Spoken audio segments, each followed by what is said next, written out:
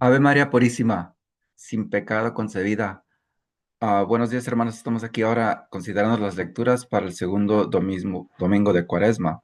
Y algo muy peculiar de las lecturas de hoy día es que se enfocan en la transfiguración. En todos los años, esta semana, segundo domingo de Cuaresma, se leen las lecturas de la transfiguración.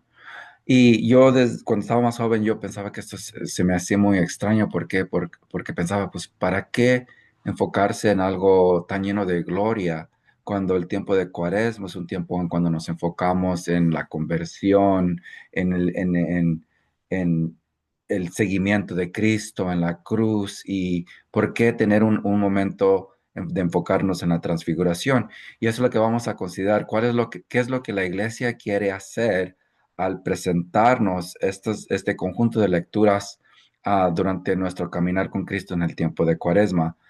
Y veremos que es algo muy, muy, muy bonito que la iglesia está intentando de hacer. Y por eso la transfiguración, la lectura de transfiguración en el tiempo de Cuaresma es un tiempo muy, muy bello, en donde nosotros tenemos una oportunidad de enfocarnos en nuestra esperanza al seguir a Cristo. Bueno, empiezan las lecturas con el llamado de Abraham en el libro de Génesis a que deje su pueblo natal y vaya a la tierra prometida que Dios le había prometido o le prometería.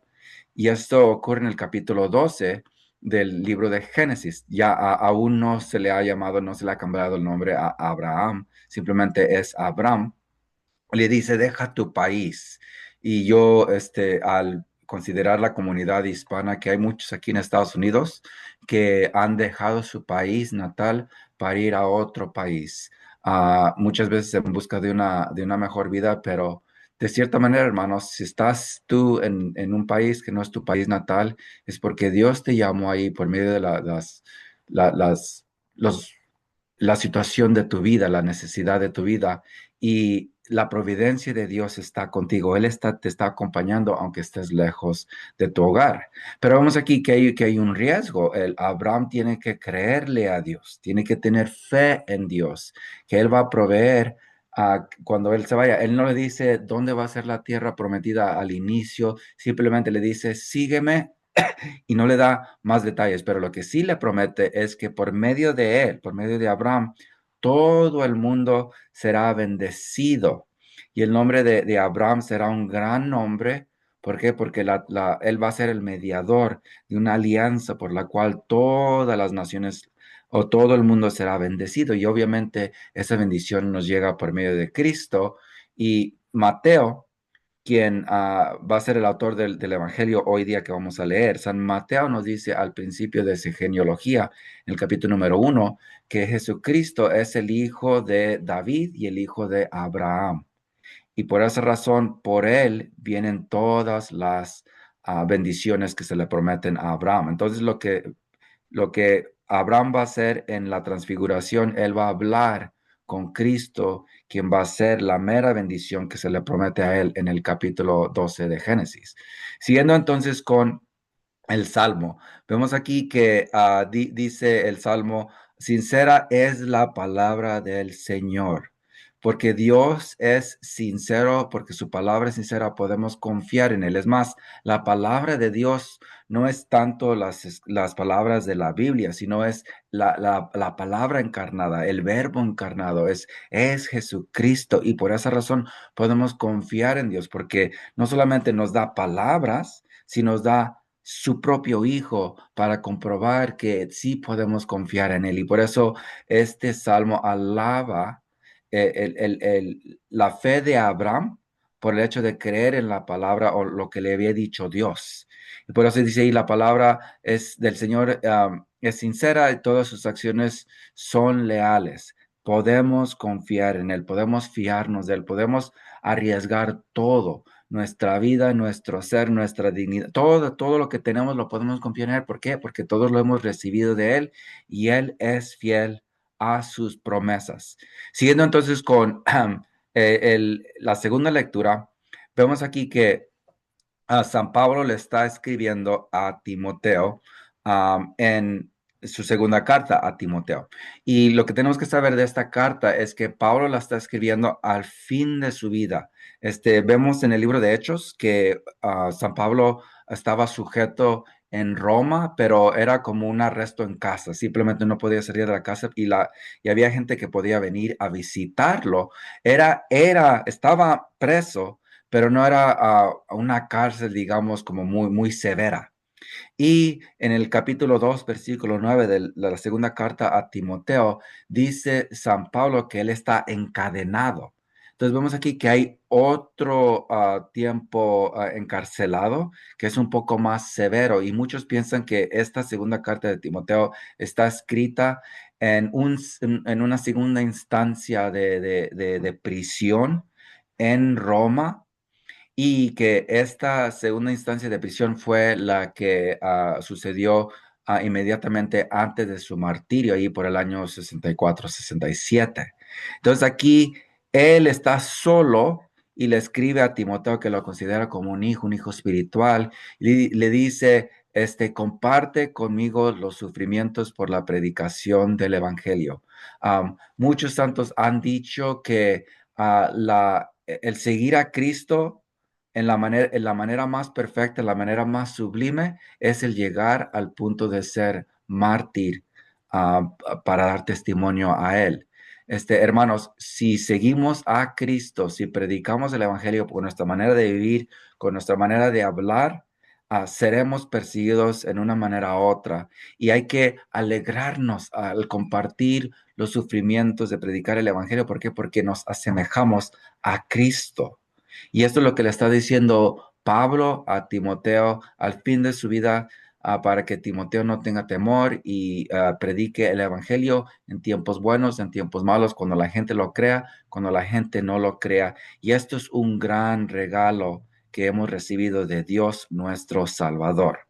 Bueno, antes del Evangelio te decimos honor y gloria a ti, Señor Jesús, y vamos a ir que en el esplendor de la nube se oyó la voz del Padre que decía, este es mi Hijo amado, escúchenlo. En el año, parece que fue como el año 2002, el Papa Juan Pablo II le regaló a la iglesia el gran regalo de los misterios luminosos del Rosario. Me acuerdo que estaba yo trabajando, viendo mi computadora y que vi que el Papa Juan Pablo II nos ha dado nuevos misterios del Rosario, y me llené de tanta alegría porque siempre había pensado que había falta de meditar algo de la vida pública de Cristo, y esto es lo que nos dio el Papa Juan Pablo II, los misterios de la luz. Y todos los misterios giran alrededor de la idea de luz, pero también dice el Papa Juan Pablo II, giran alrededor de la idea de que hay que escuchar a Cristo. En el primer misterio del bautismo, una voz del cielo, la voz del Padre dice, este es mi Hijo amado, escúchenlo. Y después en las bodas de Caná, que le dice María a los siervos, hagan lo que Él les diga. En la proclamación del reino que dice Cristo, conviértanse y síganme. De nuevo es un llamado a que lo escuchemos a Él, que nos enfoquemos a Él, quien es nuestro modelo. Aquí en la transfiguración, este es mi Hijo amado, escúchenlo. Y en la última cena, que es donde establece la Santa Eucaristía, dice, hagan esto en conmemoración mía. Entonces, todos los misterios tienen ese aspecto de que hay que escuchar a Cristo para poder seguirlo. Bueno, ahora estamos en la transfiguración. Hay tanto que decir y quiero decirlo rápidamente. Entonces, primero lo que tenemos que saber es que aquí dice que Cristo tomó consigo a Pedro, Santiago y a Juan. De todos los discípulos, estos son los que estaban más cercanos a él. Escogió 12, pero de entre estos 12, escoge a los tres para que sean sus amigos íntimos. San Juan, quien se reclinó en su pecho en la última cena. Pedro, que sería el primer papa, y Santiago, que sería el primer obispo de Jerusalén y también el primer mártir. Entonces, él los lleva, los hizo subir a solos a un monte elevado. En un detalle que viene inmediatamente antes de este pasaje es que era el séptimo día. En el Antiguo Testamento, Moisés también sube la montaña, y en el séptimo día, con tres acompañantes, Él ve a Dios cara a cara, según lo que dice el libro de Éxodo. Y aquí también Cristo sube la montaña. Entonces, Cristo es un nuevo Moisés. Eso es lo que está tratando de enfatizar la lectura, tal como lo fue cuando Él dio una nueva ley en el Sermón de la Montaña sobre una montaña, tal como lo hizo Moisés. Y, y allí subieron un monte elevado. Según lo que yo he descubierto es que el monte de la transfiguración sube como unos 500 metros arriba del valle de Jezreel, de donde hubieran empezado su caminar para subir a el monte. Entonces, vemos primeramente que es un esfuerzo simplemente llegar a la cima de la montaña. Me acuerdo una vez que había un sacerdote que estaba dando un retiro de los ejercicios espirituales en donde hay una charla en donde se considera la transfiguración y él decía que, hermanos, esto es una imagen de la oración. La oración requiere esfuerzo y dice que muchos de nosotros lo que hacemos, ahí está la montaña y vamos, giramos alrededor de la montaña, pero no la subimos. Tenemos que subir el monte de la oración por medio de esfuerzo. ¿Por qué? Porque la oración es una batalla. No es fácil perseverar en la oración, pero es tan importante que lo hagamos. Bueno, allí se transfiguró su presencia, su rostro se puso resplandeciente como el sol y sus vestiduras se volvieron blancas como la nieve. Dice el Santo Tomás de Aquino, le llama la realidad de que Cristo cuando Él es encarnado, que Él no revela sus aspectos divinos, le llama las coasunta, ¿ok? Que Él en este mundo como que como que se separó de su divinidad, no en realidad, pero sino en la manifestación. Y en toda su vida, excepto en este momento, no revela su gloria. Entonces, esto es muy importante. ¿Por qué? Porque le está dando a los apóstoles, a Pedro, Santiago y a Juan, una visión de su divinidad, de su gloria. Y esto es algo que hubiera llenado a esos tres apóstoles con gran alegría y admiración por Cristo, por esa manifestación de su divinidad. Ah, y de nuevo, la manera en que se llena su ser con una luz es, de nuevo, según un escritor del primer milenio de la cristiandad, Dionisio, él dice que es como una prefiguración de la gloria del cielo. Y esto hubiera sido un gran regalo, una gran experiencia para los tres apóstoles. Y de pronto aparecieron ante ellos Moisés y Elías conversando con Jesús. Moisés representa el dador de la ley, ven ahí, es el que tiene las tablas de la ley y después a su lado Elías. Elías se considera ser el más grande de los profetas del Antiguo Testamento, a la ley y los profetas. A veces Cristo refiere a la ley y los profetas. Es una manera de hablar de lo que se había revelado al pueblo de Israel antes de la venida de Cristo. Y Moisés y Elías fueron los únicos dos hombres en el Antiguo Testamento que vieron a Dios en la cima de una montaña. Y fue la misma montaña, se llama el monte de Sinaí para Moisés, se llama Horeb cuando estamos hablando de Elías, pero es la misma montaña y en esa montaña Dios manifiesta su gloria. Primero en el terremoto, en los relámpagos, en una manera muy espeluznante con Moisés, tan espeluznante que el pueblo de Israel que se llenó de temor. No, no, no, Moisés, tú sube. Y nosotros, después nos dices lo que sucede. Pero Elías, después, él experimenta la presencia de Dios, la revelación de Dios por medio de un susurro, muy, muy, que casi no se podía escuchar. Pero los dos experimentan una manifestación de Dios. Y cuando sube Moisés, su cara queda resplandeciente y así también Cristo. Y lo que para los israelitas esto era algo muy importante. ¿Por qué? Porque Moisés vio a Dios cara a cara y después él podía venir y hablarle a ellos. Y hay una gran profecía del Antiguo Testamento en Deuteronomio capítulo 18, que en el futuro iba a haber un profeta, que iba a ser como Moisés, que les iba a hablar con esa misma autoridad como Moisés, pero la diferencia es que Cristo no solamente habla con Dios cara a cara, sino que Él también es Dios.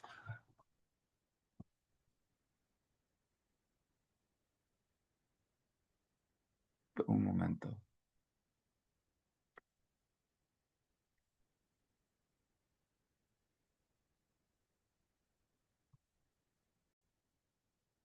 Entonces, iba a haber un nuevo profeta que iba a hablar con Dios cara a cara, pero Cristo no solamente habla con él cara a cara, sino que él mismo es Dios.